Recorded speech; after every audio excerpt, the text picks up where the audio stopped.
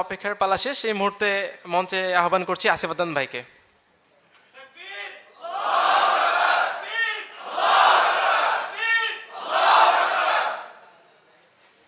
বিসমিল্লাহির রহমানির রহিম।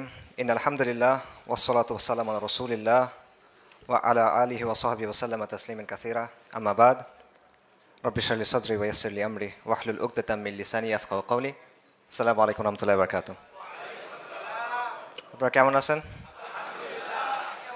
আলহামদুলিল্লাহ। এটা রাজশাহীতে আমার প্রথমবার আসা। আমার আসলে আগে আসার দরকার ছিল। আমার একটা সম্পর্ক আছে রাজশাহীর সাথে, মানে রাজশাহী বিভাগের সাথে। আমার ইনলজ, আমার শ্বশুরবাড়ি নওগাঁ, তো আগে আসা দরকার ছিল। আপনাদের সাথে আসা হলো আর কি, ইনশাল্লাহ। আচ্ছা, অনেক গরম আলোচনা হয়ে গেছে, আমার আলোচনা অনেক ঠান্ডা, ঠিক আছে, একটু বোরিং লাগতে পারে। এই অনুসারে আলোচনার বিষয়বস্তু হলো ইতিহাস, রাইট? তো আমার আলোচনাটা মূলত ৭১ নিয়ে, ১৯৭১ সাল, এটা নিয়ে বাংলাদেশের যে জন্ম, পাকিস্তানের সাথে ভারতের সাথে যে বিষয়টা, এইটা নিয়ে আজকে আমার আলোচনা। এবং এটা আসলে আমাদের ইতিহাসের অনেক গুরুত্বপূর্ণ একটা অধ্যায়, সবচেয়ে গুরুত্বপূর্ণ অধ্যায় না। এখানে একটা সমস্যা আছে, সেটা হলো যে আমাদের দেশে একটা টেন্ডেন্সি আছে যে এটাই ইতিহাসের শুরু আমাদের, এবং এটাই ইতিহাসের শেষ। সব কিছু এখান থেকে ৭১ই শুরু ৭১ই শেষ, এরকম একটা টেন্ডেন্সি আছে। বিশেষ করে আওয়ামী লীগের মধ্যে এই টেন্ডেন্সিটা বেশি আছে। তো এটা একটা বড় সমস্যা। এটার ফলে বিভিন্ন ধরনের উগ্রবাদী টেন্ডেন্সি তৈরি হয় আর কি, যেটা আমরা আওয়ামী লীগের সময় দেখছি। এবং ইভেন বাংলাদেশি জাতীয়তাবাদ যেটাকে বলা হয়, সেটাও এই টেন্ডেন্সি থেকে মুক্ত না, কারণ ওটাও স্টার্টিং পয়েন্টটা ধরে ৭১ সালকে। ঠিক আছে, ৭১ সালকে ধরেই তো বাংলাদেশি জাতীয়তাবাদ আসবে কোত্থেকে? বাংলাদেশ হওয়ার পরে, তার আগে তো আসতেছে না। তো এই ৭১ কেন্দ্রিকতা এটা ক্ষতিকর, কিন্তু ৭১ একটা খুব গুরুত্বপূর্ণ অধ্যায়, এবং এটা সলভ করার দরকার আছে, এটা নিয়ে আলোচনা করার দরকার আছে। It is one of the most important chapters in the history of this land. এই ভূখণ্ডের ইতিহাসের সবচেয়ে গুরুত্বপূর্ণ অধ্যায়গুলোর একটা এটা। এবং এটা নিয়ে এই জন্য আমাদের ভালো রকমের পড়াশোনা, বোঝাপড়া, অ্যানালিসিস, অবস্থান থাকা দরকার। এবং এটা একটা বিশেষ দরকার আছে, কারণ এটাকে নিয়ে বা এটাকে ইউজ করে ইসলাম নিয়ে কিন্তু প্রশ্ন তোলা হয়। বিশেষ করে ইসলামের যে রাজনৈতিক প্রকল্পগুলো আছে, সেটা নিয়ে কিন্তু প্রশ্ন তোলার ক্ষেত্রে এটা ব্যবহার করা হয়। আচ্ছা, সো এই কারণে ডিটেইলে এই বিষয়টা নিয়ে একটু আলোচনা করার দরকার। কিন্তু সমস্যা হলো যে আমরা ডিটেইল আলোচনা করতে পছন্দ করি না। আমরা চাই এক লাইনের সামারি, যে ও খারাপ ছিল, ও ভালো ছিল, বা এইটা বা ওইটা, এই টাইপের এক লাইনের সামারি আমরা চাই। বাট এখানে আসলে বিভিন্ন ধরনের জটিলতা আছে, একটা জট আছে। তো আমি চেষ্টা করব কিছুটা এখানে আলোকপাত করার, ইনশাআল্লাহ। তো এখানে ইসলাম কোথায় আসবে? ইসলাম যেটা করবে সেটা হলো, ইসলাম আমাদেরকে একটা ফ্রেম দেয়, একটা ফ্রেমওয়ার্ক দেয়, যেটা টাইমলেস, চিরন্তন। যে কোনো সময় আমরা এটা প্রয়োগ করতে পারবো, কাজে লাগাতে পারবো। এখন আমাদের কাজ হলো লোকাল রিয়ালিটি, আমাদের যে এই অঞ্চলের বা এই সময়ের, এই সমাজের যে বাস্তবতা, সেটা অনুযায়ী ইসলামের এই ফ্রেমওয়ার্কটাকে প্রয়োগ করা। এটা হলো আমাদের দায়িত্ব, ঠিক আছে? গ্রাউন্ড রিয়েলিটি বোঝা, সমাজকে বোঝা, সমাজের পালস বোঝা, এবং সেটা অনুযায়ী নিজেদের দাওয়া যেটা, সেটাকে ক্যালিব্রেট করা, সেটা অনুযায়ী নিজের দাওয়াটাকে রেডি করা, এটা একটা গুরুত্বপূর্ণ বিষয়। এবং এটা দাওয়ার ক্ষেত্রে, দিনের কাজের ক্ষেত্রে এহসানের অংশ, এক্সেলেন্সের অংশ। আপনি যেন তেনভাবে কাজ করতে পারেন, কিন্তু এটা তো উচিত না। আপনার উচিত এহসানের সাথে কাজটা করা। সো এই জন্য এই রিয়ালিটিটা বোঝা, সমাজ বাস্তবতা, গ্রাউন্ড রিয়ালিটি বোঝা, এবং সেটা অনুযায়ী প্রেজেন্ট করাটা জরুরি। এবং আবারও এখানে ৭১-এর প্রয়োজনীয়তা চলে আসে। পাশাপাশি এখানে একটা ছোট্ট পয়েন্ট বলি, এটার মানে এটা না যে গ্রাউন্ড রিয়ালিটি বুঝতে হবে, প্রেক্ষাপট বুঝতে হবে, ওভাবে ইসলামকে প্রেজেন্ট করতে হবে, এটা সত্য। তার মানে এটা না যে ইসলামকে চেঞ্জ করতে পারবো আমি। এটা হলো প্যাকেজিং আর প্রেজেন্টেশনের বিষয়। মনে করেন পাঠাও রাইডার, ঠিক আছে, পাঠাও রাইডার, সে একটা পার্সেল নিয়ে যাচ্ছে। পার্সেলটা সে চেঞ্জ করতে পারবে না, পার্সেলটা সে খুলতে পারবে না, এখানে কোনো কিছু সে বদলাতে পারবে না। কিন্তু সে এটা কীভাবে ডেলিভারি করবে, প্রেজেন্টেশনটা, এখানে তার অপশন আছে। সে হইতে পারে যে বেল দিল, দরজা খুললো, এটা উড়ায় মারলো তার মুখের উপরে, এটা একটা অ্যাপ্রোচ হইতে পারে। আরেকটা হইতে পারে যে সে সালাম দিল সুন্দর করে, বুঝে পাইছেন স্যার, সব কিছু ঠিক আছে কিনা, থ্যাংক ইউ, এটসেট্রা। এটা আরেকটা অ্যাপ্রোচ। সো এটা প্রেজেন্টেশনের বিষয়, এটা সাবস্টেন্স চেঞ্জ করার বিষয় না। ইসলামের মতোই থাকবে। আপনার প্রেজেন্টেশনের ক্ষেত্রে আপনি গ্রাউন্ড রিয়ালিটিগুলো মাথায় নেবেন। আচ্ছা, এখন ৭১-এর পরে একটা কথা আসতে পারে যে ৭১-এর পর তো আসলে ৫৩ বছর হয়ে গেছে, এখনও এই আলোচনাগুলো জরুরি কিনা? জরুরি, কারণটা হলো এই প্রশ্নগুলো এখনও মীমাংসিত হয় নাই। ৭১ নিয়ে নানা ধরনের ন্যারেটিভ বা নানা ধরনের বয়ান আছে। সেই বয়ানগুলো একটা আরেকটা আবার সাংঘর্ষিক, একটা একটার সাথে মিলে না, কনফ্লিক্টিং। এবং যেমন ধরেন পাকিস্তানের একটা ন্যারেটিভ আছে, একাত্তরে আসলে কী হয়েছিল, একাত্তরে কী হয়েছিল, ভারতীয় একটা ন্যারেটিভ আছে একাত্তরে কী হয়েছিল, আওয়ামী বা চেতনাবাদী একটা ন্যারেটিভ আছে একাত্তরে কী হয়েছিল সেটার, এবং বাংলাদেশে ইসলামী ঘরানা যেগুলো আছে তাদেরও কিছু ন্যারেটিভ আছে, আবার এখানেও ডিফারেন্ট ন্যারেটিভ আছে, এমন না যে সবার একটাই ন্যারেটিভ, এখানেও কিছু পার্থক্য আছে। সো অনেকগুলো স্রোত আছে, অনেকগুলো ধারা আছে, অনেকগুলো জট এখানে আছে। এই কারণে এই ব্যাপারগুলো আবার একটু রিভিজিট করা জরুরি। তা আমি এখানে যেটা করব, আমি কিছু কোটেশন আপনাদের সামনে দিব, কিছু উদ্ধৃতি দিব, কিছু তথ্য দিব। এগুলো তো বলার সময় সাইট করা যাবে না, রেফারেন্স দেওয়া যাবে না। আমি মূলত দুটা বই থেকে এগুলো আনতেছি। একটা হলো তাজ হাসমি সাহেবের একটা বই আছে 50 ইয়ার্স অফ বাংলাদেশ, আরেকটা হলো মাহমুদুর রহমান সাহেব, আমার দেশের সম্পাদক সাংবাদিক ডক্টর মাহমুদুর রহমান, ওনার একটা বই আছে the political history of Muslim Bengal. ওইগুলো দুটোই একাডেমিক বই, সেখানে তারা প্রাইমারি সোর্স সাইট করছেন, আমি সেখান থেকে উদ্ধৃতিগুলো নিচ্ছি, আলাদা করে আর সাইটেশন করতেছি না এখন, কারণ বক্তব্যের সময় আসলে এটা করার সুযোগ নাই। এবং এই দুজনই কিন্তু anti Indian, anti Awami League এবং ন্যাশনালিস্ট হিস্টোরিয়ান। আপনার বলার সুযোগ নাই যে তারা আওয়ামী হিস্ট্রি বলতেছেন, এটা বলে রাখলাম, কারণ পরে অনেক কথা আপনাদের কাছে কঠিন মনে হবে। আচ্ছা, প্রথমে দেখেন যে 71 নিয়ে ন্যারেটিভগুলো কী কী আছে। একটা হলো পাকিস্তানের একটা ন্যারেটিভ আছে যে 71 হলো শেখ মুজিব হলো একটা গাদ্দার, বিশ্বাসঘাতক, সে ভারতের সহায়তায় পাকিস্তানকে ভাগ করে দিছে। এটা হলো মূলত পাকিস্তানের ন্যারেটিভ। এবং এখানে যুদ্ধ করছে কারা? হিন্দুরা, ভারত যাদেরকে সাপোর্ট করছে সেই কমিউনিস্টরা, এবং আওয়ামী লীগের কিছু অংশ। সাধারণ মুসলিমরা এগুলো বুঝে নাই, তারা ইন্ডিয়ার ট্র্যাপে পা দিছে এবং দেশটা আসলে আলটিমেটলি ভাগ হয়ে গেছে, এবং এগুলো সবগুলোর নেতৃত্ব দিছে শেখ মুজিবুর রহমান। এটা হলো পাকিস্তানের ন্যারেটিভ। আচ্ছা, ভারতের ন্যারেটিভ কি? ভারতের ন্যারেটিভ ইন্ডিয়ান অনেক সিনেমাতে আপনি দেখবেন যে 71 সালে ভারত আর পাকিস্তানের যুদ্ধ হয়েছে, যুদ্ধে ভারত জিতছে, যেটার রেজাল্ট হলো বাংলাদেশ, তারা বাংলাদেশকে আলাদা করে ফেলছে। আওয়ামী লীগের ন্যারেটিভ কি? আওয়ামী লীগের ন্যারেটিভ হলো যে 71-এ মানে শেখ মুজিব, আমাদের ন্যারেটিভ শুরু শেখ মুজিব, শেষ মুজিব, মাঝখানেও শেখ মুজিব, আর কিছু নাই, যে এই পুরো জিনিসটা শেখ মুজিবুর রহমান করছে, বাঙালি জাতিকে উনি মুক্ত করছেন, তার নেতৃত্বে, তার উদ্যোগে বলা যায় যে একক চালিকা শক্তি উনি, তার মাধ্যমে এটা হয়েছে। এবং অনেকে তো এমনও বলছে যে একটা অনিচ্ছুক জাতিকে, এটা মুনতাসির মামুনের কথা, একটা অনিচ্ছুক জাতিকে শেখ মুজিবুর রহমান স্বাধীনতা এনে দিছে, এরকম একটা কথা, এটা আওয়ামী ন্যারেটিভ। আচ্ছা, জামাত ইসলামের এখানে একটা ন্যারেটিভ আছে, তাদের একটা ঐতিহাসিক রোলও আছে এখানে। দল হিসেবে জামাত ইসলামী 71-এর যেই লড়াইটা বা যুদ্ধটা বা সিভিল ওয়ার যেটাই বলেন, এখানে তারা পাকিস্তানের আর্মির বা পাকিস্তানের শাসক গোষ্ঠীর পক্ষে ছিল, এবং তাদের 3টা রিজন ছিল মূলত, আমি যেটা বুঝি। একটা হলো যে তারা পাকিস্তানের অখণ্ডতা বজায় রাখতে চাচ্ছিল, যে পাকিস্তান ভেঙে যাক, এটা আমরা চাই না, এটা 1 নাম্বার পয়েন্ট।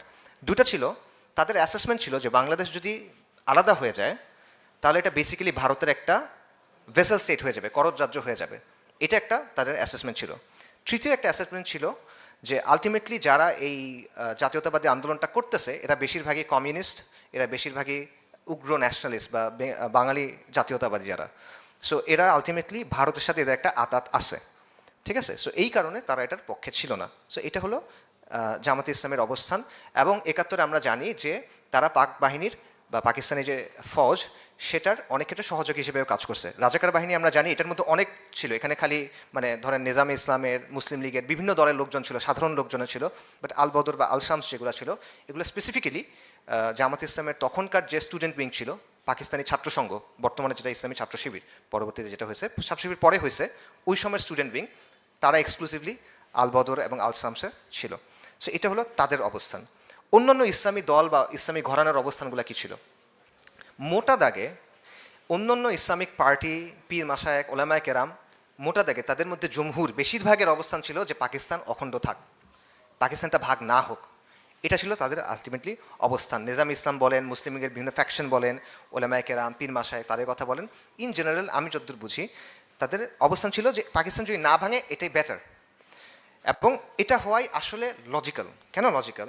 কারণ দেখেন, পাকিস্তান গঠন হয়েছিল অনেক কষ্টের পরে, অনেক কোরবানির পরে, অনেক আত্মত্যাগের পরে, এবং পাকিস্তান গঠন হয়েছিল খুব ভালো একটা উদ্দেশ্য নিয়ে, লা ইলাহা ইল্লাল্লাহর নামে পাকিস্তান গঠন হয়েছিল, ঠিক আছে, এটা একদম স্লোগানই ছিল পাকিস্তানের, এবং এটার জন্য অনেক আন্দোলন মুসলিমদের করতে হয়েছিল। তো এত কষ্ট করে যে দেশটা পাওয়া গেছে, মাত্র 24 বছরের মধ্যে সেটা ভেঙে যাচ্ছে এবং আপনি পড়ে যাচ্ছেন ইন্ডিয়ার একদম পেটের ভিতরে, এই জিনিসটা লজিক্যালি অনেকের কাছে মনে হইতেই পারে যে এটা তো আসলে আমরা চাই না, এবং ইন্ডিয়ার আগ্রাসনের সামনে তো আমরা একদম এক্সপোজ হয়ে যাচ্ছি তখন। এই অবস্থানটা থাকে যে ইন্ডিয়ার করদরাজ্য আপনি হয়ে যাব। সো এই অবস্থানটাও ছিল, এবং এই কারণে ওলামায়ে কেরাম বা ইসলামী ঘরানার ইন জেনারেল আমি যদি বলি অবস্থানটা ছিল যে তারা আমভাবে পাকিস্তান টিকে থাকুক এই অবস্থানটার পক্ষেই ছিলেন। আচ্ছা, এখানে দুটা ইন্টারেস্টিং পয়েন্টও আছে, সেটা হলো যে এখন বা আগেও আমরা হয়তো বা দেখছি যে অনেকেই যেটা করেন যে সেকুলার শাসক যারা আছেন, সেকুলার সিস্টেমে যারা শাসন করেন, তাদের উপর সেরই শাসকের হুকুম দেন, অলুল আমর বলেন। সেকুলার শাসক কিন্তু অলুল আমর, এরকম কথা বলা হয়। এবং আপনি যদি এটা হিসাব করেন, এই ধরনের চিন্তাভাবনা যারা করেন, তাদের এক ধারার কথা অনুযায়ী মুক্তিবাহিনী খারেজি হওয়ার কথা, কারণ তারা উলুল আমরের বিরুদ্ধে যুদ্ধ করতেছে। এবং আরেক ধরনের অবস্থান অনুযায়ী মুক্তিবাহিনী বাগি হওয়ার কথা, বাগাওয়াত করছে, বিদ্রোহী করছে। সো এটাও হওয়ার কথা।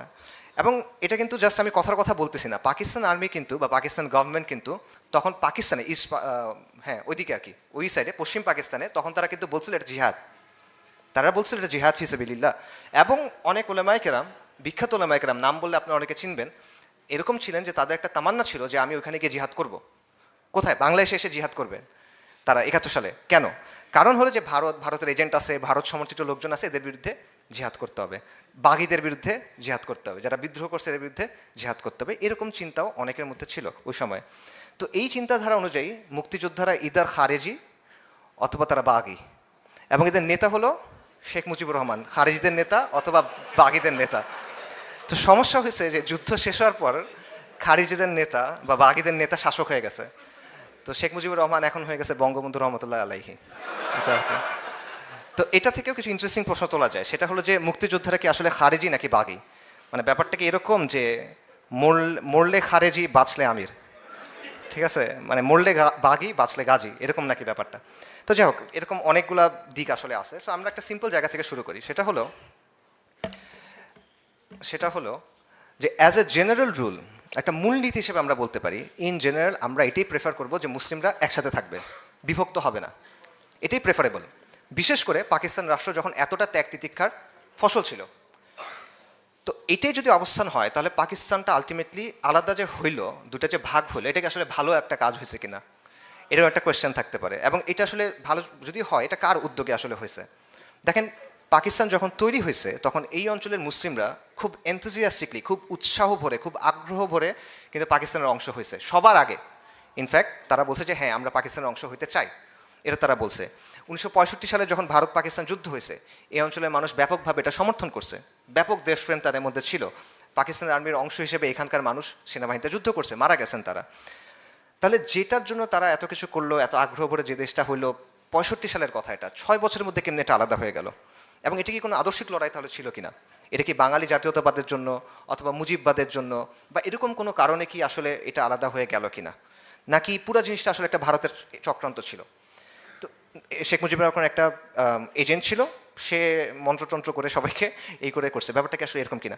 তো এই ব্যাপারগুলা আমরা খুব সিম্পলভাবে চিন্তা করার চেষ্টা করি, বাট আমি মনে করি আসলে এত সিম্পলভাবে ব্যাপারগুলো আসলে ব্যাখ্যা করা যায় না। প্রথমত দেখেন যে আপনারা সবাই বই পড়ছেন, হিস্ট্রি পড়ছি, আমরা বইয়ের হিস্ট্রিটা পড়ছি, যেটা অবভিয়াসলি বায়াস একটা হিস্ট্রি, বাট এটা আমরা মোটামুটি সবাই জানি। সেটা হলো যে এখানকার মানুষের মধ্যে কিছু গ্রিভেন্সেস ছিল, মানে তাদের মধ্যে বঞ্চিত হওয়ার একটা অনুভূতি ছিল পূর্ব পাকিস্তানে। এখন এই অনুভূতিটা কি আসলে জাস্টিফাইড ছিল কিনা? এটা জাস্টিফাইড ছিল, বাস্তবতা ছিল যে এখানে কিছু বৈষম্য ছিল, অর্থনৈতিক, অবকাঠামোগত, সাংস্কৃতিক, রাজনৈতিক, নানা ধরনের বৈষম্য এখানে ছিল। যেহেতু আপনারা সবাই এগুলো পড়ে আসছেন, সেজন্য আমি এগুলো ডিটেল আলোচনায় যাব না, আমি সিম্পলি দুই একটা বলে যাই। ফর এক্সাম্পল, পাকিস্তান যখন গঠন হলো এরপরেই কিন্তু 1949 সালে একটা দুর্ভিক্ষ হয় এইখানে, এবং দুর্ভিক্ষের সময় যেটা হয়, চালের দাম প্রায় 5 গুণ বেড়ে যায়, এবং গভর্নমেন্ট এখানে খুব একটা গুরুত্ব তখন দেয় নাই এই বিষয়টা সলভ করার দিকে। এটা কিন্তু তখনই মানুষের মধ্যে একটা বঞ্চনার অনুভূতি তৈরি করে। পাশাপাশি আপনারা জানেন যে সেলস ট্যাক্স সংক্রান্ত একটা ব্যাপার ছিল, যে এখানকার যে রাজস্ব হইতো ওটা তারা ওদের নিয়ন্ত্রণে নিয়ে নিছে, প্রদেশের নিয়ন্ত্রণে না রেখে কেন্দ্রের নিয়ন্ত্রণে নিয়ে নিছে, এরকম ব্যাপার ছিল। জিডিপির ক্ষেত্রে যে আইয়ুব খানের অধীনে 60 থেকে 70-এর মধ্যে 10 বছরে জিডিপি বাড়ছে 6.7%, পুরো পাকিস্তানের, কিন্তু এখানের বাড়ছে 3.6%। সো এই ধরনের অনেক ডেটা আসলে আছে যে আসলে এখানে একটা বৈষম্য ছিল।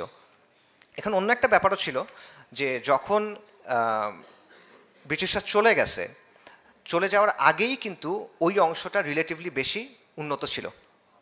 ওই জায়গাটাতে শিক্ষিত মুসলিম যারা, একটু সম্ভ্রান্ত মুসলিম যারা, তারা ওই দিকে থাকতো।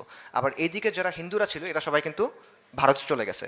তাদের যে ক্যাপিটাল ছিল, পুঁজি ছিল, ব্যবসা বাণিজ্য ছিল, সম্পদ ছিল, ওগুলো কিন্তু এখান থেকে বের হয়ে গেছে। সো অবকাঠামোগত কিছু ইস্যু আসলে ছিল। ব্যাপারটা এমন না যে পুরো জিনিসটাই একদম বৈষম্য, সবই কিছু এরকম না, এখানে কিছু হিস্টোরিক রিজনও আসলে ছিল। এরপর রাজনৈতিক বৈষম্যের ব্যাপার আছে, যেমন 65-এর ওয়ারের সময়, যুদ্ধের সময়, একটু আগেই বললাম, এই অংশটা পুরোপুরি ওপেন ছিল, খালি ছিল, ইন্ডিয়া চাইলেই দখল করে নিতে পারতো, ইন্ডিয়া করে নাই। কিন্তু এখানে যারা রাজনীতি সচেতন মানুষ, তাদের মধ্যে একটা অনুভূতি হয়েছে যে আমাদের ব্যাপারে তো আসলে কেয়ার করতেছে না, আমাদেরকে একদম অরক্ষিত রেখে দেওয়া হলো, এরকম একটা অনুভূতি তাদের মধ্যে কাজ করছে। ভোলা সাইক্লোন 1970 সালের প্রায় 3 থেকে 5 লাখ মানুষ মারা গেছে, এবং পাকিস্তান গভর্নমেন্ট এটাকে খুবই উদাসীনতার সাথে ডিল করছিল। এটা পরবর্তীতে আইয়ুব খান, পরবর্তী যে ইয়াহিয়া খান সম্মত, সে পরবর্তীতে স্বীকারও করছিল। এবং মাওলানা ভাসানী তখন একটা বলছিল যে এখানে ব্যাপক অদক্ষতা হয়েছে, এবং সে বলছিল যে পদত্যাগ করতে হবে, এরকম দাবিও তখন তোলা হয়েছিল। এবং পরবর্তী নির্বাচনের যে রেজাল্টটা হয়েছিল, ওটার পেছনে একটা বড় ভূমিকা ছিল। ভোলা সাইক্লোনের যে ইফেক্টটা ছিল, এটা 70-এর নির্বাচনে আওয়ামী লীগের যে ল্যান্ডস্লাইড বিজয়, ভূমিধস বিজয়, এটার পেছনে একটা বড় ভূমিকা রাখছিল। আরেকটা বড় ইস্যু হলো ভাষা আন্দোলন। এটা অনেক বড় একটা ইম্পর্ট্যান্ট ইস্যু। যে আমরা জানি যে 48 সালে যখন পাকিস্তান গঠিত হইল, তারপর জিন্নাহ সাহেব এসে বলল যে পাকিস্তানের রাষ্ট্রভাষা হবে উর্দু, এবং শুধুমাত্র উর্দু হবে। এবং এই জিনিসটা বাঙালি যারা ইন্টেলিজেন্সিয়া ছিল, ইন্টেলেকচুয়ালস ছিল, ছাত্ররা ছিল, বুদ্ধিজীবীরা ছিল, পলিটিশিয়ানরা ছিল, তারা ইতিবাচকভাবে নেয় নাই। এখন এখানে একটা বিষয় ক্লিয়ার করার দরকার আছে, সেটা হলো যে আওয়ামী প্রোপাগান্ডার কারণে আমাদের মধ্যে একটা ধারণা আছে যে আমরা বলি যে ওরা আমার মুখের ভাষা কায়দা নিতে চায়, যে মানে আপনাকে মানে বাংলায় কথা বলতে দিবেই না। ব্যাপারটা এরকম ছিল না। ব্যাপারটা ছিল যে পাকিস্তানের রাষ্ট্রীয় ভাষা, রাষ্ট্রভাষা, লিঙ্গুয়া ফ্রাঙ্কা, এটা হবে উর্দু। প্রদেশগুলো নিজেদের মতো যে কোনো ভাষা ইউজ করতে পারবে। সো ব্যাপারটা এমন না যে মুখের ভাষা কেড়ে নিতে চায় বা এরকম কিছু না, কিন্তু এখানে আত্মসম্মান, আত্মমর্যাদা বা নিজের স্টেক, আমার একটা দাবি আছে, এটা মানা হচ্ছে না, এরকম কিছু ব্যাপার ছিল। যেমন ধরেন এই যে তর্কটা, উর্দু নিয়ে তর্কটা, এটা কিন্তু পাকিস্তান হওয়ার আগে থেকে শুরু হয়েছে। পাকিস্তান তৈরি হওয়ার আগে উত্তরপ্রদেশের একজন রাজনীতিবিদ ছিলেন চৌধুরী খালিকুজ্জামান। উনি বলছিলেন পাকিস্তান গঠন হওয়ার আগেই যে এই দেশটার ভাষা হওয়া উচিত উর্দু। এটা উনি কেন বললেন? কারণ তার কিছুদিন আগে ভারতের ক্ষেত্রে বলা হচ্ছিল যে ভারতের ভাষা হবে হিন্দি, তো তখন উনি বললেন যে এটার ভাষা হতে হবে উর্দু। এর মাস দুয়েক পরে আলিগড় ইউনিভার্সিটি যিনি vice principal doctor Ziauddin Ahmed, উনিও বললেন যে হ্যাঁ, এটা উর্দু হইতে হবে। তো তখনই কিন্তু পূর্ব পাকিস্তানের প্রতিবাদ হয়েছিল যে না, আমরা উর্দু এটা মানি না, আমরা চাই বাংলা হোক। তাদের যুক্তিটা কি? তাদের যুক্তিটা হলো যে পূর্ব পাকিস্তানের জনসংখ্যার মধ্যে, পুরা পাকিস্তানের জনসংখ্যার মধ্যে বাঙালিরা মেজরিটি, ঠিক আছে? যত জনসংখ্যার মধ্যে বাংলাদেশের মেজরিটি, এবং পাকিস্তান 5টা প্রদেশ আছে, মানে 5টা প্রদেশের 5টা ভাষা আছে, বাংলা, পাঞ্জাবি, সিন্ধি, বালুচ, পশতু। তো এটার মধ্যে মেজরিটি বাঙালি। উর্দু এদের কারোরই ভাষা না। উর্দু হলো মূলত উত্তরপ্রদেশ, লখনৌ, এই জায়গার একটা ভাষা, এবং দিল্লি সালতানাত এবং মুঘল আমলের সময় এটা প্রশাসনিক ভাষা হিসেবে ইউজ হতো, এবং এই বেল্টের লোকজন খুব পোয়েটিক, সুন্দর উর্দু বলে। তো এইটাকে আপনি সে কেন বসাবেন? এটা ছিল তাদের যুক্তি। আপনি আমার একটা নেন, এবং জিন্নাহ সাহেব উনি নিজে কিন্তু উর্দু বলতে পারতেন না তেমন একটা। ওনার ভাষা, উনি ইংরেজি ভালো বলতেন, অনেক ইংরেজি মানে মূলত বলতেন, আর গুজরাটি উনি বলতেন, ওনার ভাষা গুজরাটি ছিল। উর্দু উনি খুব যে বলতে পারতেন ব্যাপারটা এমন না। তো এইখানে তাদের একটা আপত্তি ছিল যে কেন আপনারা এটা করবেন, আমাদেরটা কেন করবেন না, যেখানে আমরা মেজরিটি। এবং ভাষা নিয়ে এই তর্কটা, এটা কিন্তু শুধুমাত্র কমিউনিস্টদের বা বাঙালি জাতীয়তাবাদীদের ইস্যু, ব্যাপারটা এমন না। আপনি দেখবেন যে অনেক ওয়েল মিনিং মানুষ, তাদের মধ্যেও এটা নিয়ে একটা আপত্তি ছিল। যেমন ডক্টর মোহাম্মদ শহীদুল্লাহ। ডক্টর মোহাম্মদ শহীদুল্লাহ তৎকালীন দৈনিক আজাদিতে একটা আর্টিকেল লিখছেন। ওখানে উনি বলছেন যে পাকিস্তানের রাষ্ট্রভাষা হচ্ছে ইংরেজি, কারণ অলরেডি আমরা ইংরেজি ব্যবহার করতেছি, অলরেডি প্রশাসনিক কাজে ইংরেজি ব্যবহার হয় ব্রিটিশ রাজের সময় থেকে, আপনারা এটাকে রেখে দেন।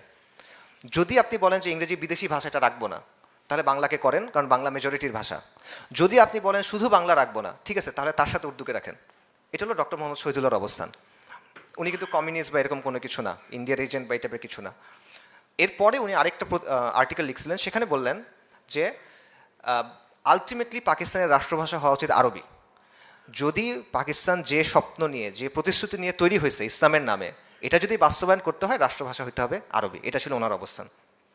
একই ধরনের বক্তব্য আছে আবুল মনসুর আহমেদের, মাহফুজ আনাম সাহেবের বাবা। উনি একসময় কংগ্রেস করছেন, তারপর কৃষক প্রজা পার্টি করছেন, তারপর মুসলিম লীগ করছেন, ঠিক আছে? দীর্ঘ সময় উনি মুসলিম লীগের রাজনীতি করছেন। তো উনি বলছেন যে জিন্নাহ সাহেবকে আমি 25 বছর ধরে চিনি, এর মধ্যে 5 বছর তার বিরুদ্ধে রাজনীতি করছি কৃষক প্রজা পার্টিতে, পরের 20 বছর ওনার সাথে রাজনীতি করছি। কিন্তু ভাষার ব্যাপারে উনি যে অবস্থানটা নিছেন, এটা আমার কাছে দায়িত্বজ্ঞানহীন অবস্থান মনে হয়েছে। যে এত স্পর্শকাতর ইস্যুতে তার বক্তব্য দায়িত্বজ্ঞানহীন, এবং উনি নিজে উর্দু পারেন না, নিজে বাংলাও পারেন না, উনি কেন এত শক্তভাবে এটা করতেছেন? পাকিস্তানের জনসংখ্যার মেজরিটি তো বাংলাভাষী, এবং গণতন্ত্রে মাতৃভাষার গুরুত্ব কতটুকু এটা তো উনি বুঝেন।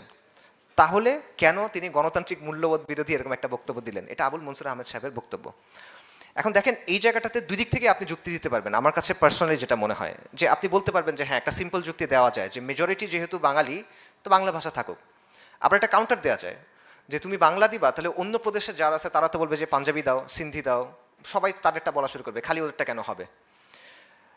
সো আমি এগুলো দিব না, আমি অন্য একটা ভাষা দিব, এবং সেটা হতে পারে যেটা মুঘলদের সময়ে প্রশাসনিক ভাষা ছিল, উইচ ইজ উর্দু, এই কারণে আমি উর্দু দিলাম, এই যুক্তি দেওয়া যেতে পারে।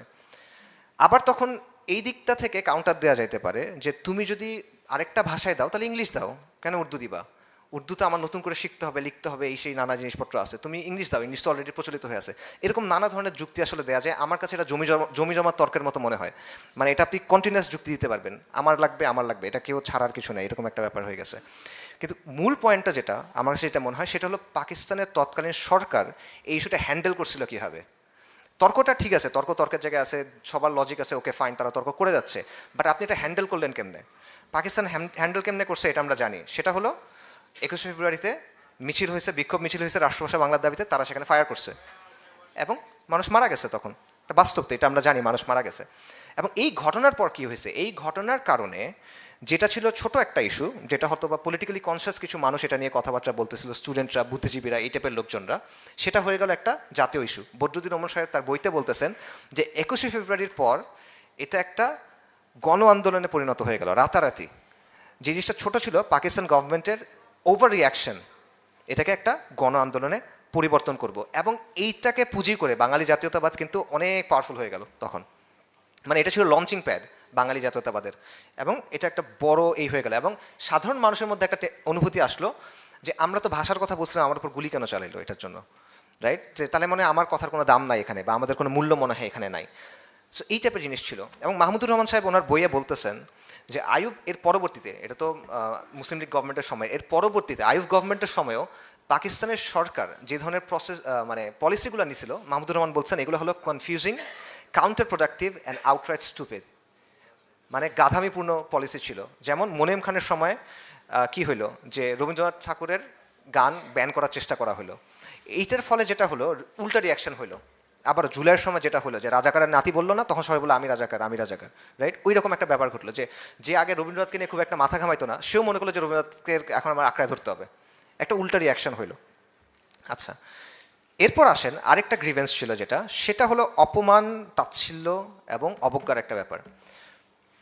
যে ওই সাইডের এলিটরা, বিশেষ করে পশ্চিম পাকিস্তানের যারা এলিট আছে, সাধারণ মানুষের কথা বলতেছি না, এলিটদের মধ্যে বাঙালিদের কালচার, বাঙালিদের পোশাক, বাংলাদেশের খাবার এবং বাংলাদেশের ইমান নিয়ে তুচ্ছ তাচ্ছিল্যের একটা ব্যাপার ছিল, এবং অনেক খারাপ ধারণা ছিল, এবং বাঙালিত্বের আভাস পাওয়া যায় এরকম সব কিছুকে হিন্দুয়ানি বলার একটা টেন্ডেন্সি তাদের মধ্যে ছিল।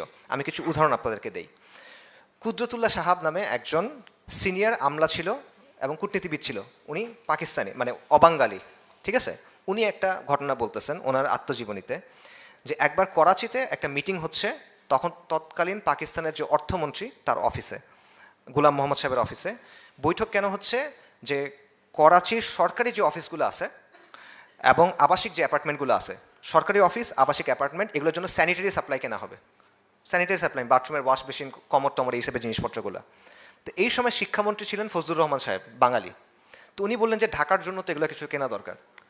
তখন সবাই হাসা শুরু করছে, হেসে বলছে তোমরা বাঙালিরা তো কলা গাছের পেছনে গিয়ে প্রয়োজন ছাড়ো, তোমার জন্য কমর কেন লাগবে, ওয়াশ মেশিন দিয়ে তোমরা কী করবা, এই টাইপের একটা কথা বললো। এটা কুদরতুল্লাহ সাহেব বলছেন তার আত্মজীবনী সাহাবনামাতে। তো উনি বলতেছেন এই ঘটনা বর্ণনা করে যে এই জিনিসটার পরেই, মানে অলরেডি তারা তাদের চিন্তার মধ্যে এটা ভাগ হওয়ার ব্যাপারটা করে ফেলতেছে। বাংলাদেশটা যে, মানে এই দেশটা যে টিকবে না, এই ব্যাপারটা অলরেডি তাদের চিন্তা থেকেই জিনিসটা চলে আসতেছে। আপনি এভাবে তাচ্ছিল্য করলে তো হবে না। আতাউর রহমান খান সাহেব, বাঙালি, 1956 থেকে 58 পর্যন্ত এখানের মুখ্যমন্ত্রী ছিলেন পূর্ব পাকিস্তানের। তার লেখায় উনি এরকম তার ব্যক্তিগত পথোপথনের অনেক এক্সাম্পল নিয়ে আসছেন, যে এইখানের ব্যাপারে ওইখানকার এলিটদের, আবার আমি সাধারণ মানুষের কথা বলতেছি না, পলিটিক্যাল এলিটদের, মিলিটারি এলিটদের দৃষ্টিভঙ্গিটা কীরকম ছিল। তারা মানে যেমন কেউ কেউ বলতেছিল যে তোমাদের সবসময় পূর্ব পাকিস্তানি যারা, তোমার বাঙালি যারা, তোমাদের উচিত সারা জীবন আমাদের প্রতি কৃতজ্ঞ থাকা, এরকম একটা কথা। আবার বলতেছে যে তোমরা কখনোই আসলে পাকিস্তানের অংশ ছিল না, পাকিস্তানের যে কনসেপ্ট তোমরা এটার অংশ ছিল না। এটা এক অর্থে সত্য কথাটা। আসলে পাকিস্তানের ইনিশিয়াল যখন কনসেপ্টটা করা হয়েছিল, সেখানে ছিল Punjab, north West frontier Province, যেটা পশতুন অঞ্চলগুলা, কাশ্মীর বালুচিস্তান এবং এগুলোর নামের অংশ নিয়ে নিয়ে পাকিস্তান নামটা করা হয়েছিল। তো এখানে বাংলা আলটিমেটলি ইনিশিয়ালি ছিল না, বাংলা থাকার কথা ছিল না। সো এইটা বলছিল।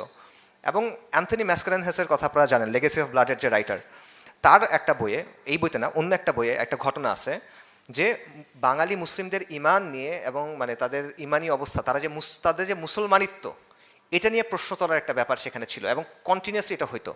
এবং এইখানকার একজন পূর্ব পাকিস্তানের গভর্নর ছিল পাঞ্জাবি, ফিরোজ খান নুন। সে বলতেছে যে বাঙালিরা তো অর্ধেক মুসলমান,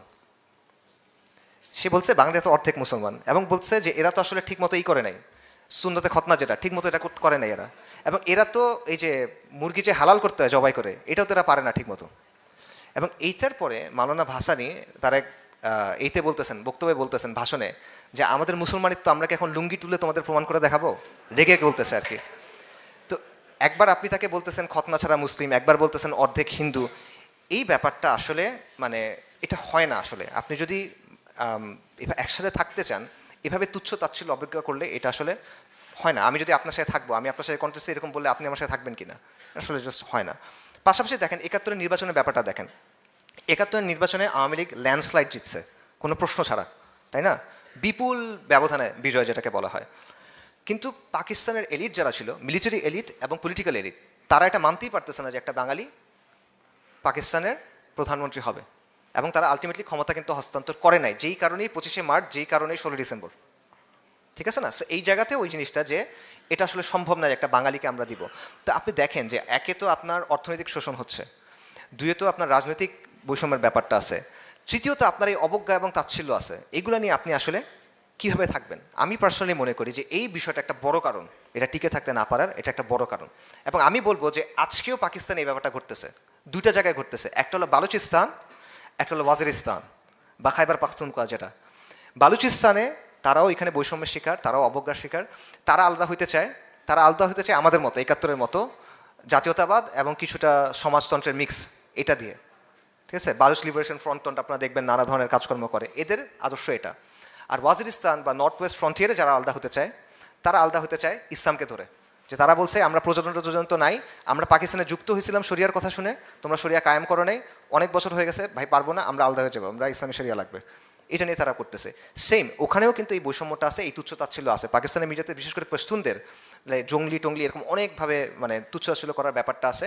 আমি বলছি সেম জিনিসটা, আমি না, হিস্ট্রি বলতেছে সেম জিনিসটা আসলে বাংলাদেশের ক্ষেত্রেও হয়েছিল। আচ্ছা, সো দেখেন যে পাকিস্তানের দুইটা অংশ এটা তৈরি হয়েছিল, দুইটা অংশের মধ্যে পার্থক্য হলো ২০০০ কিলোমিটারের।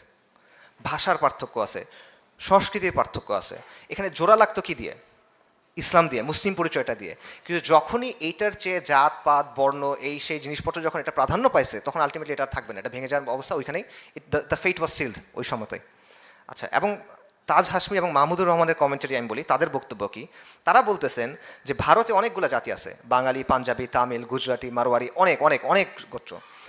কিন্তু ভারত এদের মধ্যে যে সাংস্কৃতিক দূরত্ব আছে এটা মিটায়, এটা একটা ফেডারেশন হিসেবে রাখতে পারছে। পাকিস্তান এটা পারে নাই। কেন? কারণ পাকিস্তানের এলিট কখনো এটা চেষ্টাই করে নাই। তারা তাদের এই যে মানে অহংবোধ, এটা থেকে আসলে বের হইতে পারে নাই, এখনও বের হইতে পারে নাই, যে কারণে এটা একটা প্রয়োজনও তারা ফিল করে না, তখনও ফিল করে নাই, এখনও ফিল করতেছে না। এবং দুঃখজনক ঘটনা হলো যে ভারতের হিন্দুদের মধ্যে তাদের ধর্মে মানে ইলাহ অনেক, তাদের জাতপাতও অনেক, তাই না? তাদের তো কাস্ট কেস সিস্টেম আছে। এরপরও তারা একটা ঐক্য এবং সম্প্রীতি তৈরি করতে পারছে, যার কারণে এটা ভাঙে নাই। কিন্তু পাকিস্তান যেটা তৈরি হয়েছিল এক আল্লাহ, এক কিতাব, এক রসুল সাল্লাল্লাহু আলাইহি সাল্লামের উপরে, সেটা পারে নাই। এবং তারা বলতেছে যেটার কারণটা মূলত পাকিস্তানি এলিট এবং পলিটিক্যাল এলিট, মিলিটারি এলিট, এটা তাদের কথা। আচ্ছা, আরেকটা জায়গায় আমরা যদি যাই, সেটা হলো যে একটা চিন্তা আমাদের মধ্যে আছে যে এই যে আলাদা হয়ে গেল বাংলাদেশ, বা এই যে বাংলাদেশের জন্ম ঘটলো, এটার পিছনে মূল দায়টা হলো শেখ মুজিবুর রহমানের। মানে সেই মনে হয় বাংলাদেশকে আলাদা করতে হবে, পাকিস্তান ভেঙে ফেলতে হবে, এই চিন্তাটা মনে হয় উনিই নিয়ে আসছে। বাট এটা আসলে রিয়ালিটি না। তার আগেও এই চিন্তাটা ছিল, স্পষ্টভাবে ছিল, সামনে থেকেই ছিল। আমি আপনাদের কয়েকটা এক্সাম্পল দিই। ১৯৪৯ সালে আওয়ামী মুসলিম লীগের নেতা আতাউর রহমান খান, তার কথা একটু আগে আমি বলতেছিলাম, ওই সময় একটা কনভেনশন হয়েছিল, গ্র্যান্ড ন্যাশনাল কনভেনশন। ওইখানে ঢাকায় আয়োজিত হয়েছিল। ওই গ্র্যান্ড ন্যাশনাল কনভেনশনে উনি স্বায়ত্তশাসনের কথা বলতেছিলেন, যে ফেডারেশনের স্বায়ত্তশাসন লাগবে। এবং এই জায়গায় এক্সাম্পল হিসেবে আনছে নেদারল্যান্ড এবং বেলজিয়ামের কথা। নেদারল্যান্ড এবং বেলজিয়াম একসময় একসাথে ছিল। বেলজিয়াম স্বায়ত্তশাসন চাইছিল, নেদারল্যান্ড দেয় নাই, তখন এটা আলাদা হয়ে গেছে। তুমি এক্সাম্পল এনে বলতেছিল যে আমাদের স্বায়ত্তশাসন দরকার। তো ওই সময় প্রধানমন্ত্রী ছিল লিয়াকত আলী খান। উনি বলতেছিল যে তোমরা তো আসলে হিন্দু সংস্কৃতি, হিন্দু সভ্যতার প্রতিনিধিত্ব করো এবং তোমরা আসলে আমাদের থেকে আলাদা হয়ে যেতে চাও। তো উনি এই করে বলতেছেন যে উনি এটার প্রতিবাদ করে বলছেন যে না, ব্যাপারটা এরকম না, তবে আপনি বাঙালিদেরকে চেনেন না, আমরা কখনোই বিহারের ফুল কন্ট্রোলে ছিলাম না এবং আমরা স্বাধীন অবস্থা 1000 বছর ধরে টিকায় রাখছি। এখন আপনারা যদি আলাদা হইতে বাধ্য করেন তাহলে আমরা আলাদা হয়ে যাবো, আমরা কারো দাসত্ব করবো না। অর্থাৎ এই চিন্তাটা প্রকাশ্যেই বলছে, গোপন কিছু না, এটা ওই সময়তেই ছিল। ইভেন যুক্তফ্রন্ট মন্ত্রিসভা যখন গঠন হয়েছে 1954 সালে, তখনও প্রভিন্সিয়াল অটোনমি অর্থাৎ প্রদেশের স্বায়ত্তশাসনের কথা তখনও ছিল। এবং ইস্ট পাকিস্তান কমিউনিস্ট পার্টি যেটা ছিল, এই কমিউনিস্ট পার্টির একটা রিপোর্ট তারা তৈরি করছিল 1959 সালে। সেখানে তারা বলছিল যে বাঙালি মধ্যবিত্ত এবং বুদ্ধিজীবী সম্প্রদায় যারা আছে তাদের মধ্যে স্বাধীন দেশ, স্বাধিকার, এই বিষয়গুলো নিয়ে আলাপ আলোচনা হচ্ছে। এগুলো শেখ মুজিবুর রহমানের আগের কথা বলতেছি। মাওলানা ভাসানীর কথা, সবচেয়ে স্ট্রেইট কাট এই কথাটা বলছে মাওলানা ভাসানী। মাওলানা ভাসানী ছিল আসামে মুসলিম লীগের সভাপতি, মুসলিম লীগ করছেন, পাকিস্তানের জন্য প্রচুর আন্দোলন সংগ্রাম করছে, কষ্ট করছে, কোরবানি করছে। আচ্ছা, 1955 সালে পল্টনে একটা জনসভা হয়েছিল, সেখানে উনি প্রথমে বাংলাদেশে আলাদা হয়ে যেতে পারে এই কথাটা বলল। এরপরে 57 সালে বিখ্যাত একটা সম্মেলন আছে, কাকমারি সম্মেলন বলে। ওই কাকমারি সম্মেলনে উনি বলছেন যে পশ্চিম পাকিস্তান যদি পূর্ব পাকিস্তানের শোষণ বন্ধ না করে তাহলে অদূর ভবিষ্যতে এমন দিন আসিবে যখন পূর্ব পাকিস্তান হয়তো পশ্চিম পাকিস্তানকে বলবে আসসালামু আলাইকুম, মানে আসসালামু আলাইকুম মানে আমরা আলাদা হয়ে যাব। এইটা সে বলে দিয়েছে 1957 সালে, যে ওই সময়ই তার মধ্যে একটা চিন্তাভাবনা এরকম হয়তো বা ছিল। সিরাজ শিকদার পূর্ব বাংলা সর্বহারা পার্টির প্রধান, রাইট। তো 1968 সালে তার একটা থিসিস ছিল, পূর্ব বাংলা শ্রমিক আন্দোলনের থিসিস। সেখানে সে বলছে যে এখানের প্রধান দ্বন্দ্ব হলো যে পূর্ব পাকিস্তান হলো পশ্চিম পাকিস্তানের একটা উপনিবেশ এবং এটা থেকে মুক্ত হওয়ার জন্য গণতান্ত্রিক বিপ্লব প্রয়োজন। ঠিক আছে, এটা গণঅভ্যুত্থানের আগের কথা, 69-এর গণঅভ্যুত্থানের আগের কথা, এবং জাতীয় মুক্তি সংগ্রামের মাধ্যমে পাকিস্তানের উপনিবেশিক শাসন থেকে বের হয়ে যেতে হবে, এটা সিরাজ শিকদার তখন বলতেছে 68 সালে। 1963 বা 65 এই সময় ছাত্রলীগের একটা নেতা ছিল, ঢাকা অঞ্চলের সভাপতি আব্দুল আজিজ বাগমার। এই ব্যক্তি ওই সময় 3টা ইশতেহার বের করছিল, সেখানে সে স্বাধীনতার কথা বলছিল। এবং এই 3টা ইশতেহার কারা কারা লিখছে? একটা লিখছে ওই সময়কার অধ্যাপক মোফাজ্জল হায়দার চৌধুরী, আরেকটা লিখছে আহমদ শরীফ, হ্যাঁ আহমদ শরীফ সাহেব ঢাকা ইউনিভার্সিটির প্রফেসর ছিলেন, আরেকটা বাগমার নিজে লিখছে। এবং সে প্রথম প্রস্তাব করছিল যে এই বাংলাদেশ যখন স্বাধীন হবে এটার জাতীয় সঙ্গীত হওয়া উচিত আমার সোনার বাংলা। সো অর্থাৎ আমি এটা কেন বলতেছি, এটার মানেটা হল যে ব্যাপারটা এমন না যে মুজিব নিজে থেকে জিনিসটা বের করে নিয়ে আসছে। এই আন্ডারস্ট্যান্ডিংটা বা এই চিন্তার এই ধারাটা একটা ধারা এরকম ছিল। আচ্ছা, মুজিবের অবস্থানটা কি? আওয়ামী লীগের বক্তব্য মুজিব একাই সব করছে, একটু আগে বললাম। পাকিস্তানের বক্তব্য যে মুজিব একাই আলটিমেটলি সব করছে বা সে ইন্ডিয়ার মানে মদদে এই সবগুলা করছে। এখানে কোনো সন্দেহ নাই যে মুজিব একটা জালিম এবং তাগুত ছিল, এটা কোনো সন্দেহ নাই, এখানে সন্দেহের কিছু নাই। এবং সে জগাখুচুরি মুজিববাদ নামে একটা জিনিসের মাধ্যমে শাসন করছে, 72 থেকে 75 পর্যন্ত আওয়ামী জাহিলিয়াত কায়েম করছে, ব্যাপক সন্ত্রাস নৈরাজ্য এগুলো করছে, এই জায়গাগুলো নিয়ে কোনো সন্দেহ নাই। কিন্তু একই সাথে এটাও সত্য কথা যে আপনি যদি 60-এর দশকের মাঝামাঝি থেকে 71 পর্যন্ত বা 72 পর্যন্ত সময়টা নেন, এই সময়টায় পূর্ব বাংলার বা পূর্ব পাকিস্তানের অবিসংবাদিত নেতা ছিল শেখ মুজিবুর রহমান।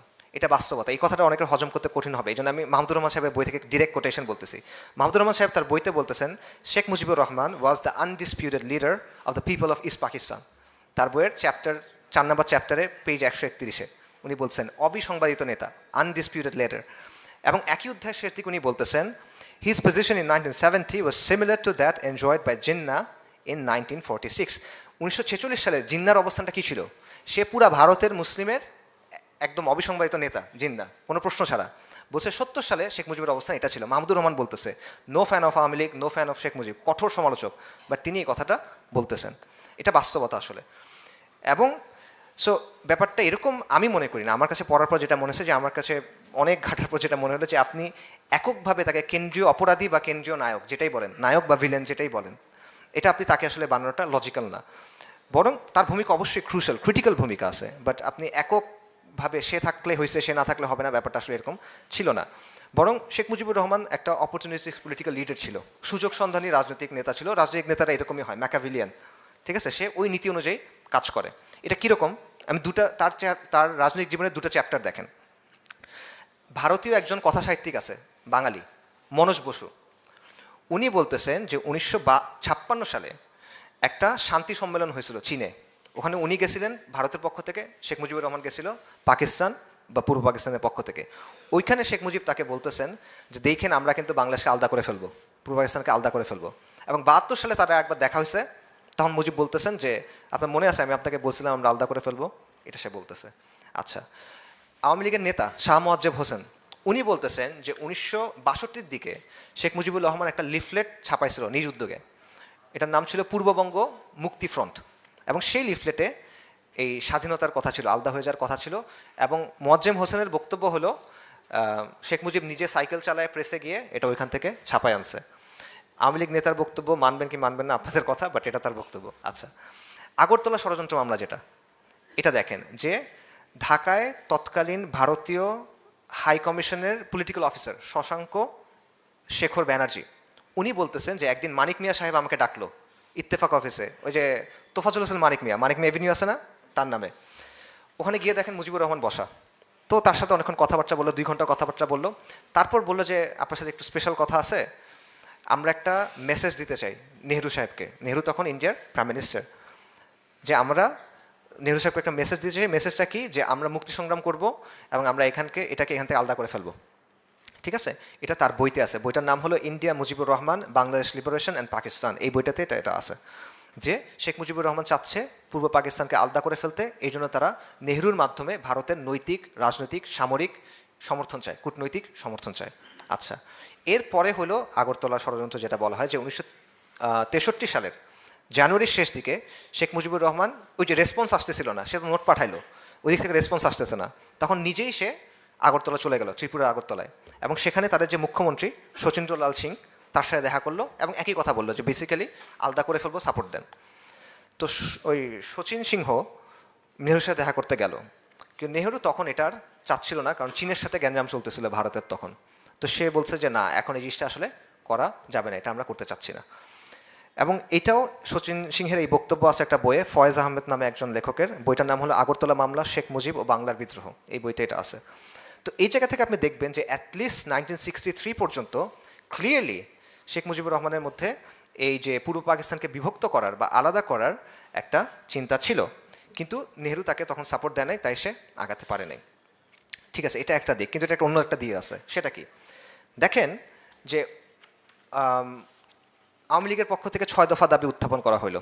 আমরা জানি 6 দফাটা লিখছিল আসলে 2 জন আমলা, একজন নাম হলো রুহুল কুদ্দুস, একজনের নাম হলো আহমেদ ফজলুর রহমান। এরা সবাই মানে সিনিয়র সচিব টাইপের ছিল, এবং এটা মূলত ছিল একটা মানে রাজনৈতিক বক্তব্য হিসেবে, চাপ দেওয়ার একটা হাতিয়ার হিসেবে। রাজনৈতিক আলাপ আলোচনাতে অনেক বক্তব্য থাকে, দফা টফা প্রেজেন্ট করা হয় প্রেশারের জন্য, নেগোসিয়েশনের জন্য, এরকমভাবে। বাকি এটা আওয়ামী লীগ খুব ভালোভাবে ক্যাপচার করে এবং ইউজ করে, এবং শেখ মুজিব এটাকে তার মূল রাজনৈতিক মানে ইশতেহার টাইপের বানায় ফেলে 6 দফা। কিন্তু 6 দফার মধ্যে কিন্তু দেশ স্বাধীন করার কোনো কথা নাই। এবং 69-এর এর কিছুদিন পরে যেটা হলো, শেখ মুজিবুর রহমানকে জেলে নিয়ে গেল আগরতলা ষড়যন্ত্র মামলার জন্য, যেটা আসলে এই ষড়যন্ত্র ছিল, বাস্তবিক ছিল। আওয়ামী লীগের একজন সংসদের দ্বারা স্বীকারও করছিল এই হাসিনার সময় যে আগরতলা ষড়যন্ত্র সত্যি ছিল, আসলেই ছিল, ষড়যন্ত্র করছি আমরা, গর্ব করে বলছিল। তো ওইটার জন্য তাকে তখন জেলে নিয়ে যাওয়া হয়। 69-এ গণভ্যুত্থান হইলো, তখন তাকে মুক্তি দেওয়া হলো। এরপরে কিন্তু আপনি তার কাছ থেকে স্বাধীনতার কোনো কথা পাবেন না, একেবারে পাবেন না। 72 পর্যন্ত তার মুখে স্বাধীনতার কোনো কথাই নাই। বরং ব্যারিস্টার মওদুদ আহমেদ, উনি শেখ মুজিবের সহকারী ছিলেন ওই সময়, উনি বলতেছেন যে শেখ মুজিব জেল থেকে মুক্ত হওয়ার পরে ইয়াহিয়া সাহেবের সাথে দেখা করতে গেল, ইয়াহিয়া খানের সাথে, এবং সেখানে আশ্বস্ত করলো যে 6 দফা দিয়ে পাকিস্তান ভাঙবে না, এটাতে পাকিস্তান সুসংহত হবে, এটাতে পাকিস্তান আরও স্ট্রং হবে, ঐক্য হবে, শান্তি বজায় থাকবে, এটা আমি আলাদা করতে চাচ্ছি না। 70-এর নির্বাচন দেখেন, আওয়ামী লীগ তো নির্বাচন করলো, কোনো জায়গায় তারা এখানে স্বাধীনতার কথা বলে নাই, কোনো জায়গাতে স্বাধীনতা কোনো বলা হয় নাই। এবং এই নির্বাচনে আওয়ামী লীগ জিতলো, জিতার পরে বাই ডিফল্ট পাকিস্তানের প্রধানমন্ত্রী হওয়ার কথা শেখ মুজিবুর রহমানের। 71 সালের ইভেন জানুয়ারিতে ইয়াহি খান ঢাকায় আসলো, এসে সে পরিচয় করে দিল পাকিস্তানের নেক্সট প্রধানমন্ত্রী শেখ মুজিবুর রহমান, এভাবে বললো। তো আপনি তার জায়গা থেকে চিন্তা করেন, একজন পলিটিশিয়ান, ক্যালকুলেটিভ পলিটিশিয়ান, সুযোগ সন্ধানী পলিটিশিয়ান, তার জন্য কোন অপশনটা বেটার? যদি এভাবে চায় আমি পাকিস্তানের প্রধানমন্ত্রী হব, অন্য অপশনটা হলো একটা অনিশ্চিত সিভিল ওয়ার, তাই না? কোন অপশনটা সে চুজ করবে? সাধারণ মানুষ, লজিক্যাল মানুষ, সে বলবে যে আমি প্রধানমন্ত্রী হতে চাই। এবং এটাই শেখ মুজিবুর রহমানের পরবর্তী সব আচরণ থেকে আপনি এটা প্রমাণ পাবেন। এবং তাজ হাশমি সাহেব তার বইতে মার্কিন স্টেট ডিপার্টমেন্টের কয়েকটা ডকুমেন্টের কথা আনছেন। সেখানে মার্কিন দূতাবাসের কনসাল জেনারেল আর্চার কেন ব্লাড উনি বলতেছেন যে জানুয়ারি মাসে 1971 জানুয়ারি মাসে আওয়ামী লীগ নেতৃত্ব এবং ইয়াহিয়া খানের মধ্যে তলে তলে একটা সমঝোতা হয়ে গেছে। কি সমঝোতা? শেখ মুজিবুর রহমান প্রধানমন্ত্রী হবে, ইয়াহিয়া খান প্রেসিডেন্ট হিসেবে থেকে যাবে। এটা মার্কিন ডকুমেন্টের মধ্যে আছে, তাজহান সাহেব তার বইতে আনছে। 71 জানুয়ারি থেকে দেখেন, জানুয়ারি থেকে মার্চ পর্যন্ত অবস্থানটা দেখেন। মুজিব নির্বাচনে জিতছে, বোঝাপড়া হয়ে গেছে, এখন ক্ষমতা হস্তান্তর করা হবে, এটি তো দ্যাটস ইট, আর কোনো সমস্যা নাই। সমস্যাটা হইলো কোথায়? সমস্যাটা করলো কে? সমস্যাটা করলো ভুট্টো সাহেব এবং পাকিস্তানি আর্মি বেসিক্যালি, যে তারা একজন বাঙালির কাছে পাওয়ারটা হস্তান্তর করতে চায় না, যে এটা সম্ভব না, এটা কল্পনা করতে পারছে, এটা মানতে পারছে না যে একটা বাঙালি, ওই যে যারা কলা বাগানের পেছনে গিয়ে প্রয়োজন সারে, যারা মুরগি হালাল করতে পারে না, যারা অর্ধেক খতনা করা বা খতনা না করা, যারা অর্ধেক হিন্দু, তাদেরকে আমরা কীভাবে পাকিস্তানের করি? এটা তো সম্ভব না। তো এরপর কি হলো, তারা প্রেশারাইজ করলো এবং ইয়াহিয়া খান 28 ফেব্রুয়ারি বললো যে না, একটা ন্যাশনাল অ্যাসেম্বলি মিটিং হওয়ার কথা, এটা বন্ধ করবো আমরা। 28 ফেব্রুয়ারি 1 তারিখ ভাষণ দিল। এরপরে ছাত্ররা হিউজ প্রেশার দেওয়া শুরু করলো, মানে ঢাকার ছাত্র নেতারা, ছাত্র আন্দোলন শেখ মুজিবুর রহমানকেও ব্যাপক প্রেশার দিচ্ছে যে আপনি স্বাধীনতার ঘোষণা দেন। মানে তখন কিন্তু আপনি যদি হিস্ট্রি বই পড়েন, অলরেডি পতাকা উঠাই ফেলছে, কাগজের বন্দুক টন্দুক নিয়ে মার্চ করতেছে, মেয়েরা ছেলেরা মার্চ করতেছে, গান টান বাজাইতেছে, একদম বীর বাঙালি অস্ত্র ধরো বাংলাদেশ স্বাধীন করে, এগুলো কিন্তু তখন স্লোগান চলতেছে। এবং মুজিবুর রহমানকে প্রেশার দিচ্ছে আপনি স্বাধীনতার ঘোষণা দেন।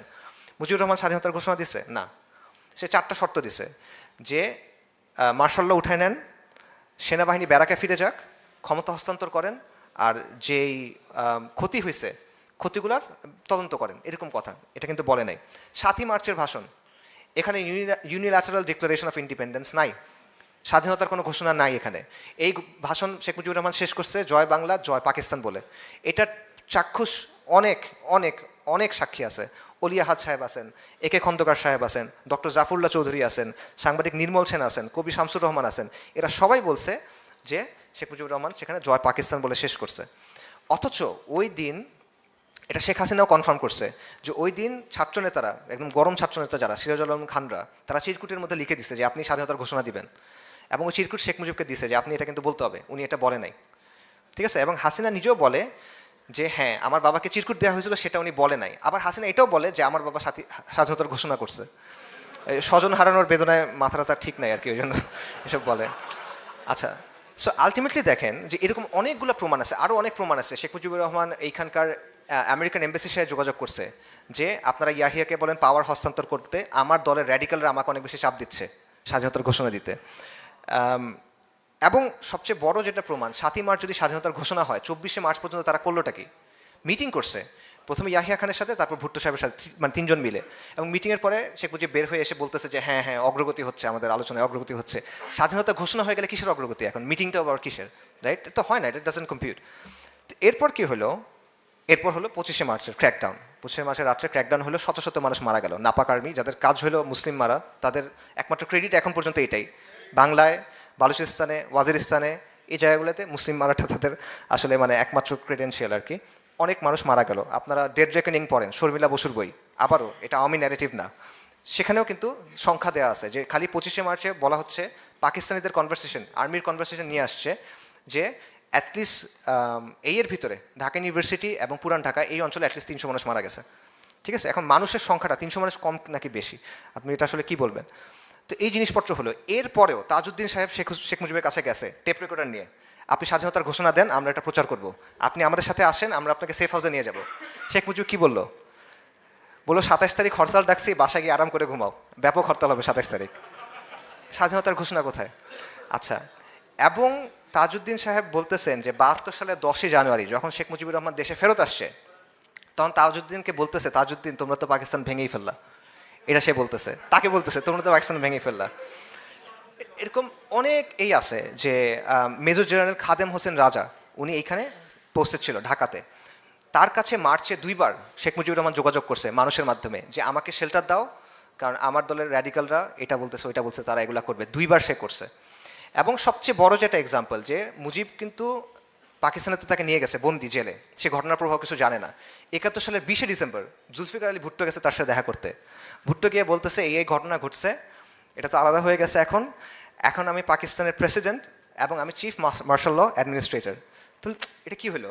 আমি মেজরিটির নেতা, আমি নির্বাচনে দেখছি, আমি এটা হব, তুমি আমাকে রেডিও স্টেশনে নিয়ে যাও, টিভি স্টেশনে নিয়ে যাও, আমি বলতেছি এটা আবার ঠিক হয়ে যাবে, এরকম কথাটা সে বলা শুরু করছে।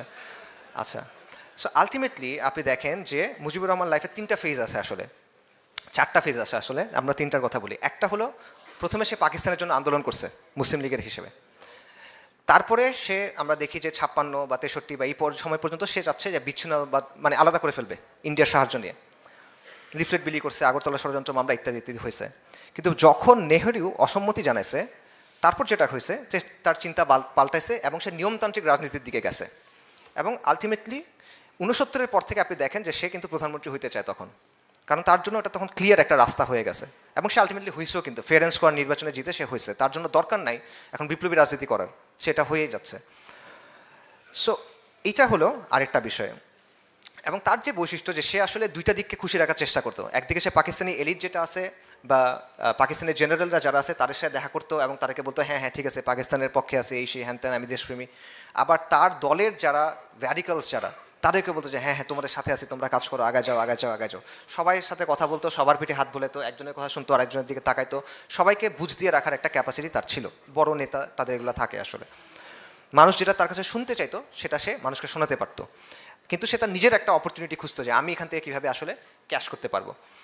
এবং মুনতাসির মামুন লিখছে যে শেখ মুজিবুর রহমান একটা অনিচ্ছুক জাতিকে স্বাধীনতা নিয়ে আসছেন, স্বাধীনতা দিছেন, একটা অনিচ্ছুক জাতির জন্য তিনি স্বাধীনতা নিয়ে আসছেন। বাস্তবতা হলো যে ইতিহাস, প্রেক্ষাপট, তাকদির অনিচ্ছুক শেখ মুজিবকে একটা স্বাধীন দেশের প্রধান বানায় দিছে, এটা হলো বাস্তবতা। তো মূল কথা হলো মুজিব মেইন না, এখানে আসলে আরও অনেকগুলো প্লেয়ার ছিল, আমি সংক্ষেপে বলি, সময় বেশি নাই। একটা হলো সিরাজুল আলম খান বা নিউক্লিয়াস, এটা খুব ইম্পর্টেন্ট একটা রোল প্লে করে, এটা ছাড়া আপনি আসলে এই বিষয়টা বুঝতে পারবেন না। সেটা হলো যে 60-এর দশকের শুরু থেকে 1962 সময় থেকে ছাত্রলীগের মধ্যে একটা র্যাডিক্যাল অংশ ছিল যারা চাচ্ছিল বাংলাদেশকে স্বাধীন করে ফেলবে। এটা আদর্শিকভাবে কমিউনিজম দ্বারা বেশ ভালো ধরনের প্রভাবিত ছিল, লেনিনের বই, ট্রটস্কির বই, মাও সেতুংয়ের বই, এগুলো দ্বারা তারা বেশ প্রভাবিত ছিল। এবং এটা ছিল ইনিশিয়ালি এটা একটা সেলের মতো ছিল, 4 জনের মতো মানুষ ছিল, কাজী আরেফ, আব্দুর রাজ্জাক সাহেব, আবুল কালাম আজাদ এবং সিরাজুল আলম খান। সিরাজুল আলম খান ওনাকে বাংলাদেশের, এটা হলো মাস্টার মাইন্ড আসলে, এবং ফেক মাস্টার মাইন্ড না, মাস্টার মাইন্ড কথাটা এখন অনেক হালকা হয়ে গেছে, বাট সিরাজুল আলম খান আসলেই মাস্টার মাইন্ড। তাকে বাংলাদেশের রাজনীতির রহস্য পুরুষ বলা হয়, কাপালিক ডাকতো, দাদা ডাকতো, অনেক নামটাম ছিল। 69-এর যে গণ অভ্যুত্থান, এটার প্রধান রূপকার বলতে হবে আপনার তাকে। মাওলানা ভাসানীর এখানে অনেক বড় একটা রোল ছিল, বাট প্রধান রোলটা আসলে সিরাজুল আলম খানের এখানে ছিল। তো তাদের নেতৃত্বে নিউক্লিয়াস তারা একদম ওই যে রক্ত দিয়ে শপথ করছে, আঙ্গুল কেটে রক্ত দিয়ে শপথ করছে যে বাংলাদেশকে স্বাধীন করব আমরা, এটা রাগ পর্যন্ত আমরা ব্যক্তিগত সুখ স্বাচ্ছন্দ্য সব কিছু ত্যাগ করলাম, এই টাইপের মানে রোমান্টিসিজমও তাদের মধ্যে ছিল। এবং তারা স্বাধীন বাংলা বিপ্লবী পরিষদ এই টাইপের জিনিসপত্র গঠন করছিল। এবং 66 থেকে 69 পর্যন্ত যেই সময়টায় মুজিবুর রহমান জেলে, ওই সময়টা রাজনীতির মধ্যে এরা অত্যন্ত পাওয়ারফুল হয়ে গেল, এই ছাত্রনেতারা, তারা অত্যন্ত পাওয়ারফুল হয়ে গেল। এবং আলটিমেটলি 69-এর গণঅভ্যুত্থানে একদিকে মাওলানা ভাসানী, আরেকদিকে ছাত্রনেতারা, এরাই কিন্তু এই আন্দোলনটা উঠালো। 70 সালে তারা একটা প্রচারপত্র বিলি করলো যে 6 দফা যদি কার্যকর না হয়, এটা যদি মেনে নেওয়া না হয়, তাহলে বাঙালিকে মুক্তি সংগ্রাম করতে হবে, মুক্তি সংগ্রাম করে আলাদা করে ফেলতে হবে। এবং পতাকা প্রথম উঠানো, জয় বাংলা স্লোগান, এবং আলটিমেটলি আমার সোনার বাংলাকে জাতীয় সঙ্গীত হিসেবে নিয়ে আসা, পাকিস্তান, এই সবগুলা পতাকার ডিজাইনও, এই সবগুলো আলটিমেটলি নিউক্লিয়াসের উদ্যোগে করা, ঠিক আছে। সো অত্যন্ত গুরুত্বপূর্ণ। এবং সিরাজুল আলম খানের বক্তব্য হলো যে 70 সালে জেল থেকে বের হওয়ার আগ পর্যন্ত শেখ মুজিবুর রহমান জানতেন না যে আসলে আমরা কি করতেছি, পুরোপুরি তার আইডিয়া ছিল না। এবং জয় বাংলা স্লোগান এবং এই যে জাতীয় পতাকা আমরা বানাইছি, উনি এটার পক্ষে ছিল না ইনিশিয়ালি। আচ্ছা, এবং আলটিমেটলি যখন যুদ্ধ হইলো, এরাই কিন্তু আপনারা জানেন মুজিব বাহিনী ছিল, এরাই কিন্তু আলটিমেটলি মুজিব বাহিনী হয়, বিএলএফ হয়, এবং এটা ডিরেক্টলি ইন্ডিয়ান আর্মির আন্ডারে ছিল। আচ্ছা, আরেকটা ফ্যাক্টর দেখেন, এটা হলো ইস্ট বেঙ্গল রেজিমেন্ট বা পাকিস্তান আর্মিতে থাকা বাঙালি সেনা অফিসাররা। এবং এটার মধ্যে অনেক প্রমিনেন্ট মানুষ আছেন, মেজর জিয়া আছেন, মেজর জলিল আছেন, তাহের আছে, আবু তাহের, খালেদ মোশাররফ, এরা প্রমিনেন্ট, আরও অনেকে আছে আপনারা নাম জানেন। তারা যে বিদ্রোহ করবে এটা কারো হিসেবের মধ্যে ছিল না, এটা ইন্ডিয়ার হিসেবে ছিল না, এটা আমেরিকার হিসেবে ছিল না, নিউক্লিয়াসের হিসেবের মধ্যে ছিল না। কিন্তু আলটিমেটলি স্বাধীনতার ঘোষণাটা ওই দিক থেকে আসলো, তারা কিন্তু দিতে পারে নাই। শেখ মুজিবুর রহমান বলছে হরতাল ডাকবো, এই সেই, ওইখান থেকে ঘোষণা আসে নাই। কিন্তু 27শে মার্চ জিয়াউর রহমান সাহেব যখন বললো উই রিভোল্ট, 25শে মার্চ রাতে বললো উই রিভোল্ট, আমরা বিদ্রোহ করছি, 27শে মার্চ কিন্তু কালুরঘাট থেকে তারাই এটার ঘোষণাটা দিল। তো পুরো সিচুয়েশন এটা কিন্তু আরেকটা ডাইমেনশন নিয়ে আসলো।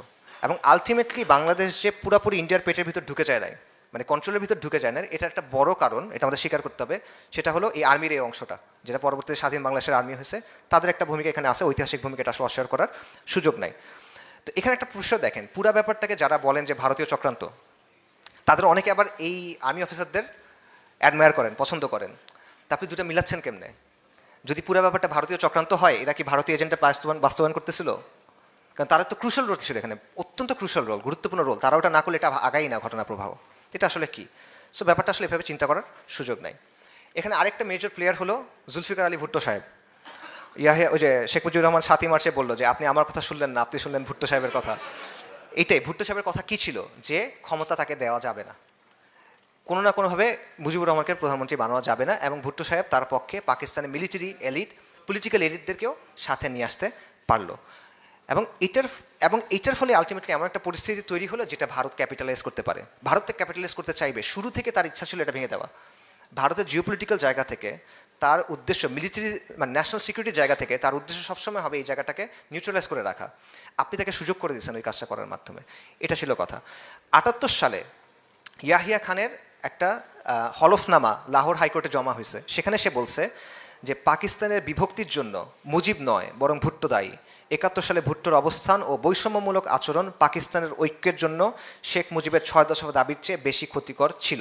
ভুট্টোর পদের লোভ এবং অনমনীয় অবস্থানের কারণে পুরো পাকিস্তানে বিদ্রোহ সংগঠিত হয়। ইয়াহিয়া খান বলতেছে যে ভুট্টো আসলে মূল দায়ী। অবভিয়াসলি এখানে আরও প্লেয়ার আছে, আরও প্লেয়ারকে ভারতের একটা বড় ভূমিকা এখানে ছিল।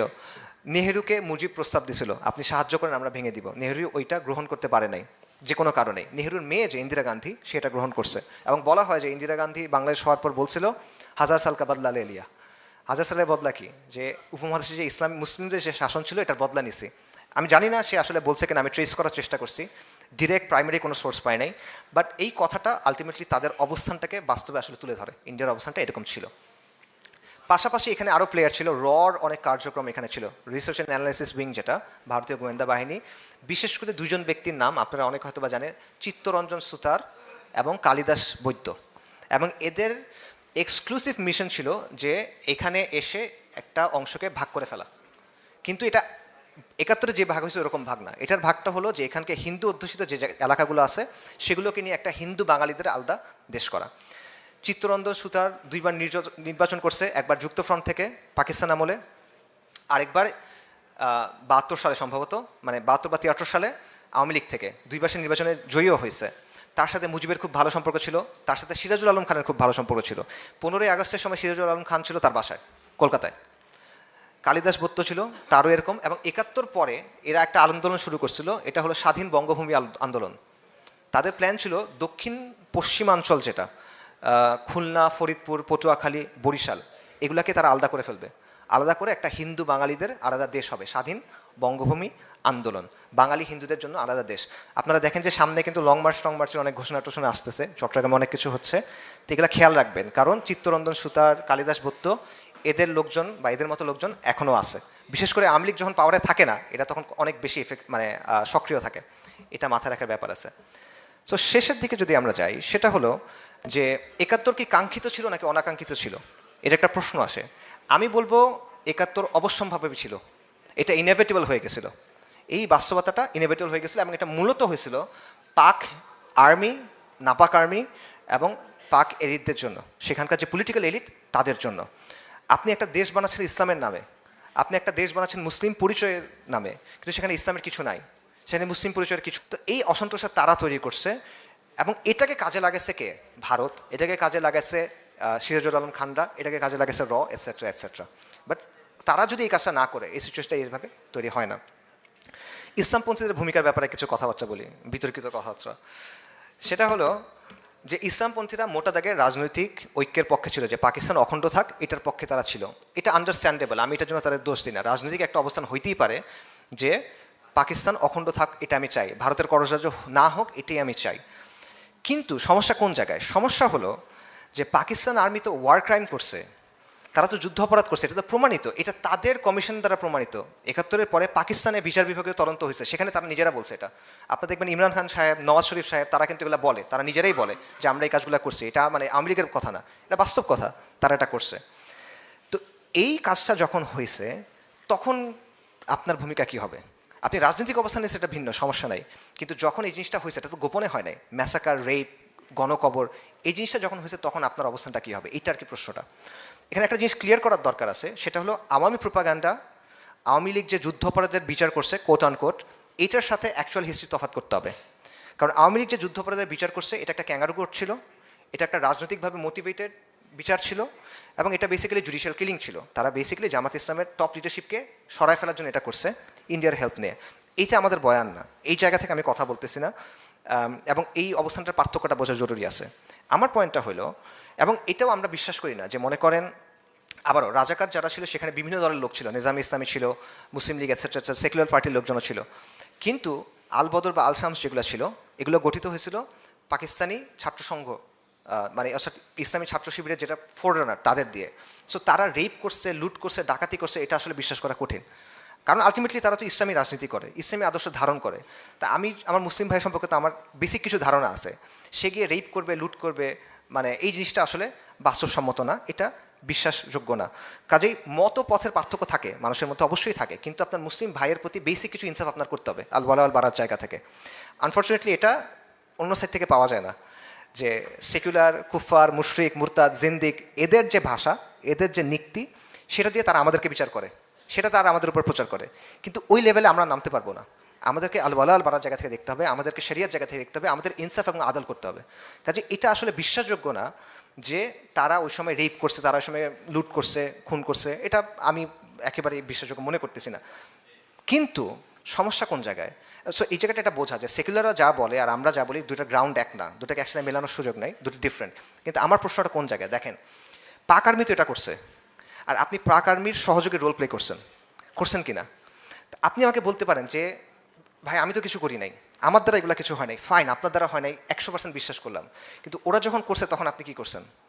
আপনি উল্টা দিক থেকে চিন্তা করেন, মনে করেন ইন্ডিয়া ইনভাইট করলো, মনে করেন কমিউনিস্টদের কিছু দল তারা একটা স্বেচ্ছাসেবী দল বানাইলো, আল কাফিরুন, এখন মনে করেন তারা এদেরকে হেল্প করবে। এখন এরা আসলে কিছু করে নাই, এরা কাউকে মারে নাই, কাউকে আগুন দেয় নাই, কাউকে রেপ করে নাই, কিন্তু ইন্ডিয়ান বাহিনী এটা করছে, তারা কিছু করে নাই, তাদের উপর দায় পড়ে কি পড়ে না? একটা দায় পড়ে, এটা অস্বীকার করার সুযোগ নাই। তা আপনি কিছু না বললে, কিছু করেন নাই এটা বললে আসলে এটা হয় না। এখানে আপনি এটা জানলেন, আপনি সরে গেলেন না কেন, বাধা দিলেন না কেন? আচ্ছা আপনি বললেন যে ভাই বাধা দেওয়াটা সম্ভব না, এটা মানে অবাস্তব কথা বলতেছেন, ফাইন, বাধা দিয়েন না। আপনি এটা তো বলতে পারতেন যে ভাই এই জুলুম, এটা জুলুম হচ্ছে, এই জুলুমের সাথে আমি নাই, এই জিনিসটা আপনি বলতে পারেন, এটা শরিয়া অ্যালাউ করে না, আমি এটার সাথে থাকতে পারবো না, এটা আপনি বলতে পারতেন। আচ্ছা, সো দেখেন 71-এর ব্যাপারে জামাত ইসলামের যে অবস্থান, এটাকে আমি কোনো বড় সমস্যা মনে করি না। এটা রাজনৈতিক একটা অবস্থান থাকতেই পারে যে আমি অখণ্ড পাকিস্তান চাই, এটা অ্যাকচুয়ালি লজিক্যাল, কারণ তাদের যুক্তিটা কি, যে মুসলিমরা এক থাকা দরকার, বিভক্ত হলে মুসলিমরা দুর্বল হবে, এটা কে, এটা সে দ্বিমত করে কে? কেউ দ্বিমত করে না, মুসলিমরা একসাথে থাকা দরকার, বিভক্ত হলে মুসলিমরা দুর্বল হবে। বাংলাদেশ আলাদা হলে ভারতের কররাজ্য হয়ে যাবে, বাস্তব তো, আমরা তো দেখছি এটা, আমি জাহিলিয়াতের সময়টা দেখছি, এটা তো বাস্তব, তাদের এই অ্যাসেসমেন্ট ভুল ছিল না।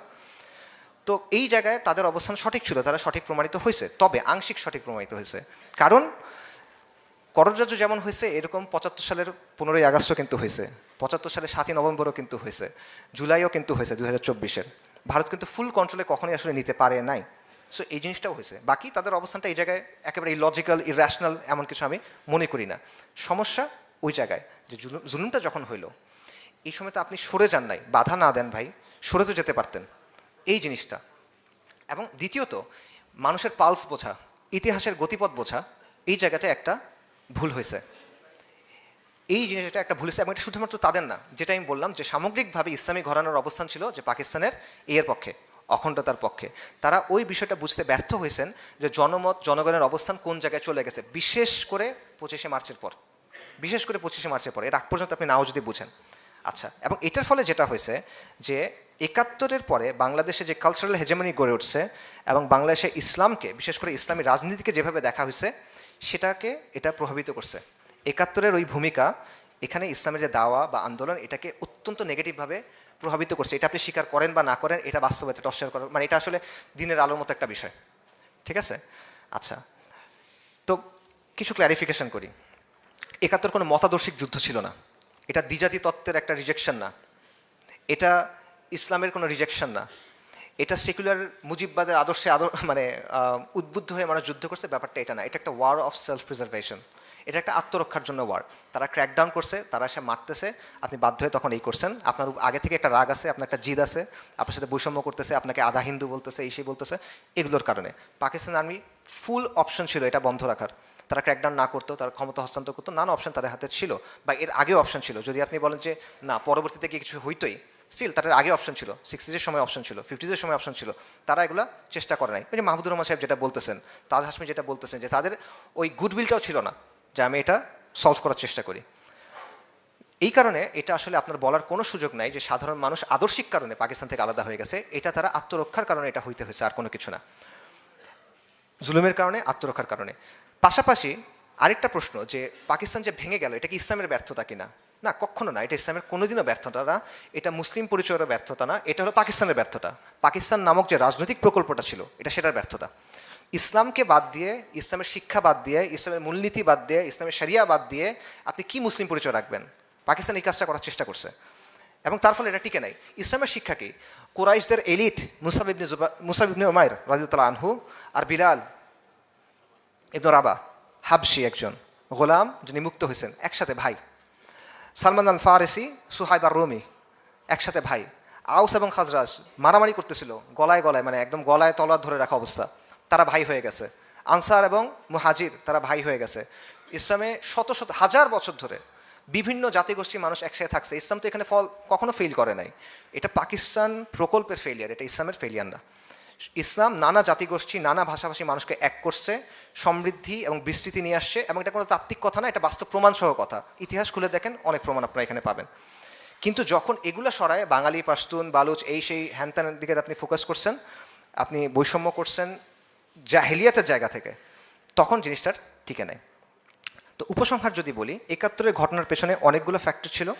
একটা ফ্যাক্টর হলো পাক এলিট বা পাক আর্মি, রাজনীতিবিদ, ভূ রাজনৈতিক ব্যাপার ছিল, রাশিয়া এবং ইন্ডিয়া চাচ্ছিল এটা ভেঙে ফেলতে। পশ্চিম পাকিস্তানের এস্টাবলিশমেন্ট যেটা, তাদের এই অবজ্ঞা, তাচ্ছিল্য, এই ব্যাপারগুলো ছিল। পাশাপাশি কট্টরপন্থী র্যাডিক্যাল যারা ছিল, সিরাজুল আলম খান এটসেট্রা, এরা ছিল। মুজিবের একটা ভূমিকা ছিল, ইন্দিরা গান্ধীরও একটা বড় ভূমিকা ছিল। ইন্দিরা গান্ধী এখানে ক্রুশাল একটা রোল প্লে করছে। বর্তমানে বাস্তবতা কি? যেই পাকিস্তান আর্মি সেই দিন বাংলাদেশিদের হত্যা করছিল বা বাঙালি মুসলিমদের হত্যা করছিল, সেটা এখনও পাকিস্তানের মুসলিমদের হত্যা করতেছে ওয়াজিরিস্তানে, খাইবার পাখতুনখোয়াতে।